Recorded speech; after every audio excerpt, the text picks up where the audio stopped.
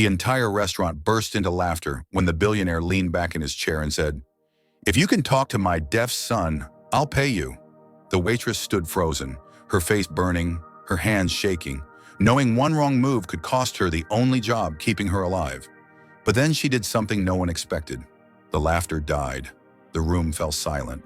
And in that moment, a cruel joke turned into a reckoning that would change 3 lives forever. Emily Parker learned how to become invisible. Not in one dramatic moment, not all at once, but slowly over time. It happened in small ways, by lowering her gaze when customers snapped their fingers, by apologizing even when she wasn't at fault, by smiling through comments that landed like quiet slaps. By the time she was 29, invisibility had become a skill, one she relied on to survive. On a cold Thursday evening in San Francisco, Emily moved through the main dining room of Silver Ridge with practiced precision, 3 plates balanced on her left arm, a bottle of red wine tucked against her wrist, her steps measured and quiet. The restaurant glowed with warm light and expensive taste. Polished wood, crystal glasses, murmured conversations about investments and weekend flights. People here spent more on dinner than she made in a month. No one looked at her. That was the rule. Servers weren't people. They were background noise. "Emily!" Karen Whitman's voice cut through the room. Sharp, controlled. The voice of someone who had learned to sound calm while carrying constant fear of complaints and bad reviews. "That table by the windows," Karen said under her breath, nodding toward the centerpiece of the restaurant.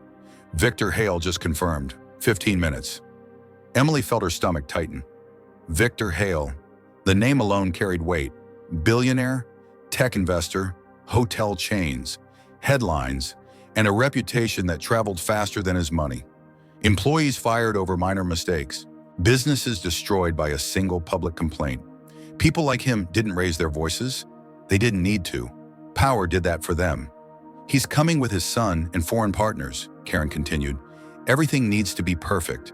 And Emily, you're serving them." Emily opened her mouth, then closed it. She nodded. She didn't ask why. She never did. In the service hallway, she paused just long enough to steady her breathing. Her legs ached. Her back burned. She had worked a double shift yesterday and covered for a coworker who called in sick. Overtime she was promised. Overtime she might never see. But she needed this job. Needed it like air.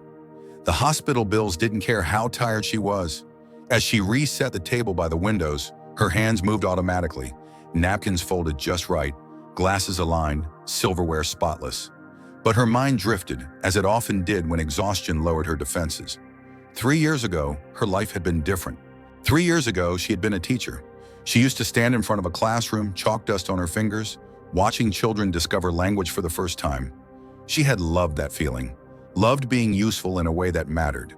And most of all, she had loved Lily. Lily Parker, her younger sister, deaf since birth, brilliant, gentle, the kind of person who noticed things others missed. Emily had learned sign language for her in the quiet hours of the night, pausing videos, rewinding, practicing in front of the mirror until her hands cramped. It had never felt like a sacrifice. "You're my voice," Lily used to sign with a grin, "and I'm your reminder to slow down." Emily swallowed and pushed the memory away just as the front doors of the restaurant opened. Victor Hale entered like he owned the place. Tall, silver hair slicked back, a tailored suit that probably cost more than Emily's car before she sold it.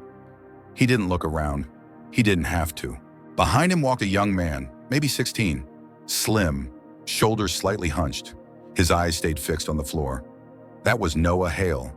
Emily recognized him from photos she had seen online. Always in the background, always silent. The billionaire's deaf son who rarely appeared in public. 3 men followed them, speaking in low, confident English accented with Europe. Karen rushed forward, all smiles. "Mr. Hale, welcome. Your table is ready." Victor didn't respond. He simply walked. Emily approached with menus, her heart beating faster than usual. "Good evening, gentlemen. My name is Emily. I'll be taking care of you tonight. May I start you with something to drink?" The investors ordered whiskey. Victor specified a French wine, naming the year without looking at her. Emily turned to Noah. "And for you?" Noah hesitated. His lips parted, but no sound came out. Victor laughed, a short, sharp sound. "He doesn't talk, Just bring him water. He won't understand anyway. The words were casual, dismissive, like he was talking about a broken appliance. Emily felt something twist painfully in her chest. Noah's shoulders dropped. He stared at his hands, his face closing in on itself in a way Emily knew too well. She had seen that expression before, in hospital hallways, in waiting rooms, in mirrors. She nodded, forcing professionalism into her voice, and went to fetch the drinks. In the kitchen, she pressed her back against the wall and closed her eyes for 1 second longer than she should have. It was happening again. That familiar ache, the feeling of watching someone become invisible right in front of her. When she returned, the conversation at the table had shifted to contracts and expansions. Numbers flew through the air like they meant nothing. Noah sat apart, scrolling through his phone, alone in a room full of people. One of the investors glanced at him. "Your son attends a special school, correct?" Victor's jaw tightened. "He has limitations," he said flatly. "We deal with it." Noah looked up. He had read his father's lips. Emily saw it, the hurt, raw and unfiltered, crossing his face before he looked away again. "That's enough," Victor added. "Let's order." When Emily reached Noah again, Victor didn't even pause. "He'll have the steak, medium." Emily hesitated, just for a moment. "Actually," she said quietly, "I could ask him what he'd prefer." The table went silent. Victor turned slowly, his eyes cold. "And how exactly would you do that?" A few chuckles rippled from the investors, unsure but amused. Emily felt heat rise to her face. Every instinct told her to back down, apologize, disappear. Instead, she looked at Noah, and in his eyes she saw Lily. She took a breath. Victor leaned back, a cruel smile forming. "Go on then, if you're so eager. Talk to my deaf son. If you can manage a real conversation, maybe I'll reward you." Laughter spread, louder now. Heads turned. Other diners watched. "Speak to him," Victor continued, enjoying the moment. "Or are you just another server who thinks she knows better?" Emily's hands trembled at her sides. The room waited, and in that suspended second, she had a choice. Would she lower her head like she always did and let another person disappear in silence? Or would she finally keep the promise she had made 3 years ago, to never let someone feel invisible again? Would you have stepped forward in her place? Yes or no? The laughter didn't fade right away. It lingered in the air, sharp and humiliating, bouncing off crystal glasses and white tablecloths. Emily could feel eyes on her from every corner of the restaurant. Some curious, some entertained, some already judging her for what they assumed would be another small failure by a woman in an apron. Victor Hale crossed his arms, clearly enjoying the spectacle. "Go on," he said. "Show us." For a heartbeat, Emily considered apologizing. She could say it was a misunderstanding, take the orders, walk away. That was the safe path, the familiar one. But then Noah lifted his head again, not to look at his father, not at the investors. He looked at her. There was no expectation in his eyes, no hope, just resignation. The look of someone who had learned not to wait for kindness because it never came. Something inside Emily broke open. She stepped closer to the table, ignoring the tightness in her chest, ignoring the pounding in her ears. Slowly, deliberately, she raised her hands, and she began to sign. Her movements were calm, natural, not dramatic, not rushed. "Hello, my name is Emily. What would you like to eat tonight?" The laughter died instantly. It was as if someone had turned off the sound in the room. Noah froze. His eyes widened, then filled with something dangerously close to tears. His hands lifted hesitantly at first, then more confidently as he answered. "Grilled salmon, if they have it. And vegetables. Steamed, please." Emily nodded, her throat tight. She signed back smoothly, translating his words without hesitation. Victor straightened in his chair. "What is she doing?" he demanded, but his voice lacked its earlier confidence. Emily didn't look at him. She turned slightly, still facing Noah. "He would like the grilled salmon with steamed vegetables," she said calmly, "and fresh orange juice instead of water." The investors stared. One of them lowered his glass slowly, as if afraid to make noise.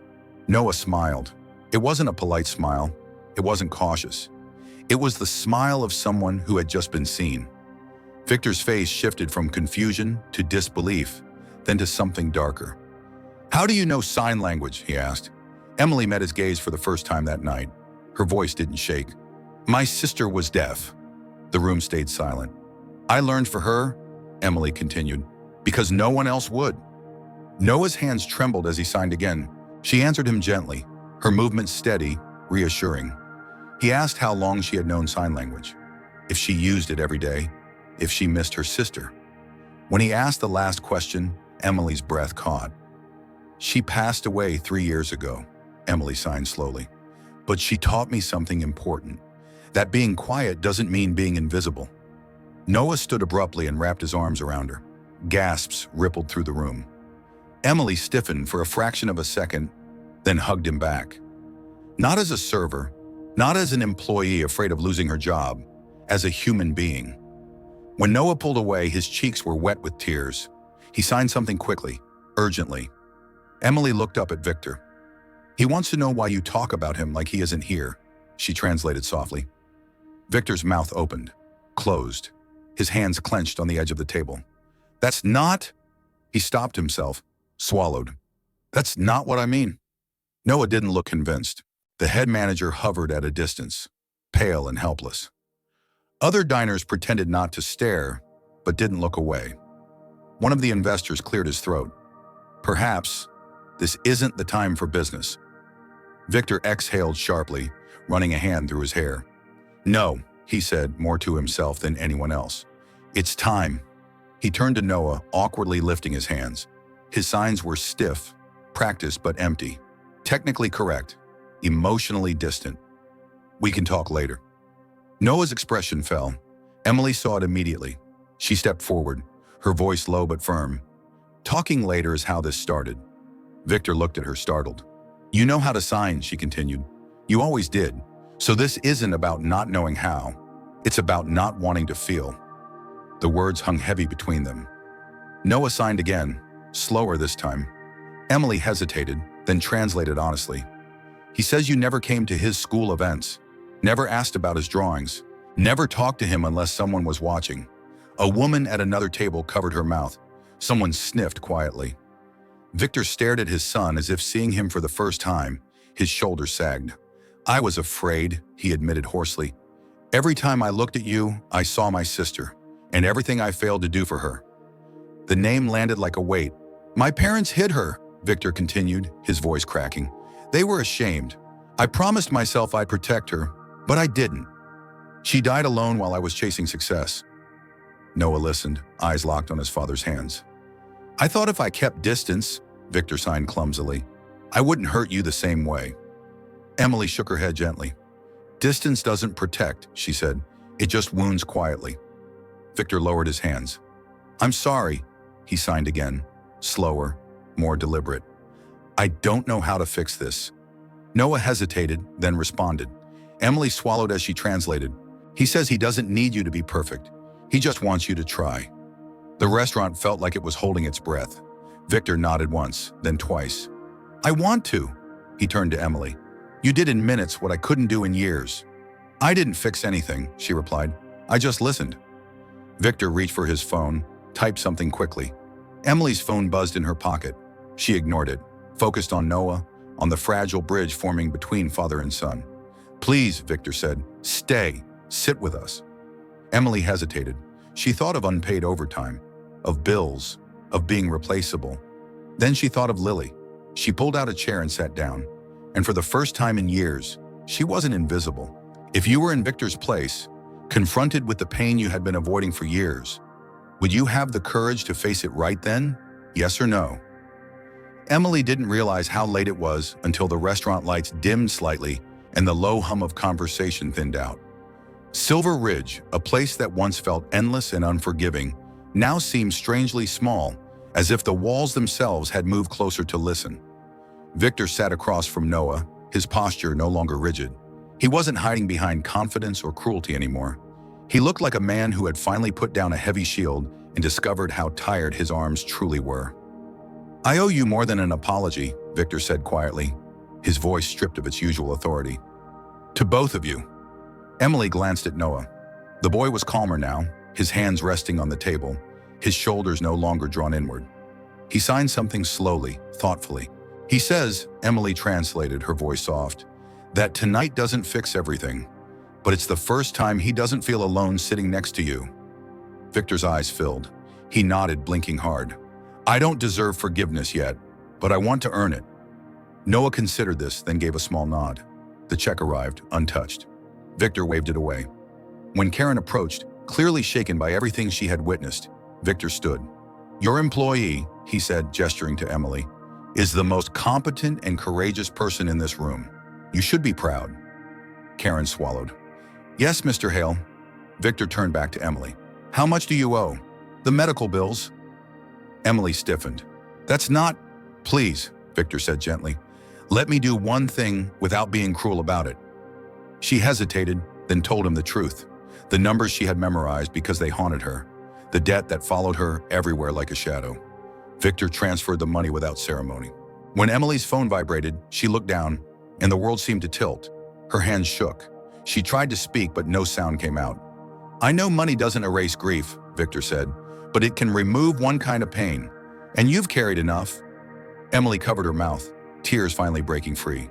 She cried quietly, deeply, the way someone cries when the pressure finally releases after years of holding everything together. Noah stood and hugged her again, tighter this time. She rested her forehead against his shoulder and let herself be human. That night didn't end at the restaurant. Victor invited Emily to his home, not as a command, but as a request.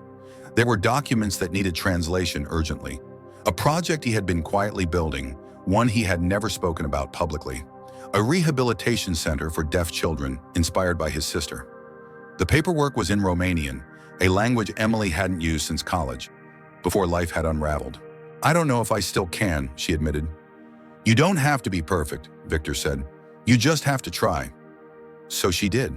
They worked through the night, 3 people at a long desk. Victor pacing, Noah sketching quietly, Emily translating line by line, fueled by coffee and something stronger than exhaustion. Purpose. When the sun rose, the documents were complete. The project was approved days later. Months passed. Silver Ridge became a memory. Emily no longer wore an apron. She worked as a communications coordinator for the new center, helping families navigate systems that once felt impossible to her. She used her voice and her hands, both. Victor learned sign language again, not as a technical skill, but as a daily practice of presence. He attended Noah's school events, asked about his art, hung his drawings in his office. Noah blossomed. His art gained confidence. He spoke at the opening of the center, his words translated by Emily, his eyes steady and proud. The building bore 2 names engraved at the entrance, honoring 2 women who had once felt invisible. On opening day, Emily stood beside Victor and Noah, watching families walk through the doors, parents holding children, children laughing without fear, the quiet hum of a place built on dignity, not pity. Emily thought of Lily. She imagined her sister smiling, not because everything had been fixed, but because something meaningful had grown from loss. Victor leaned toward her. You changed my life, he said. Emily shook her head. You chose to change. He smiled. Noah signed something, and Emily laughed through tears as she translated. He says family isn't about who you were born with. It's about who stays. As the crowd applauded, Emily felt something settle inside her.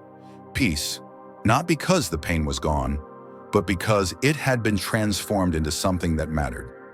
Before the moment faded, she turned to you, the quiet witness to this journey, and wondered, what did this story make you feel?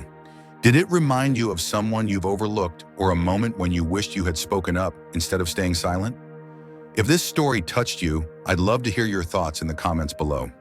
Tell me how it made you feel and where you're watching from.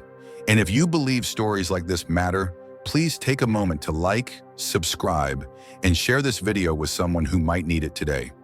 Because sometimes the smallest act of courage is simply choosing to see someone,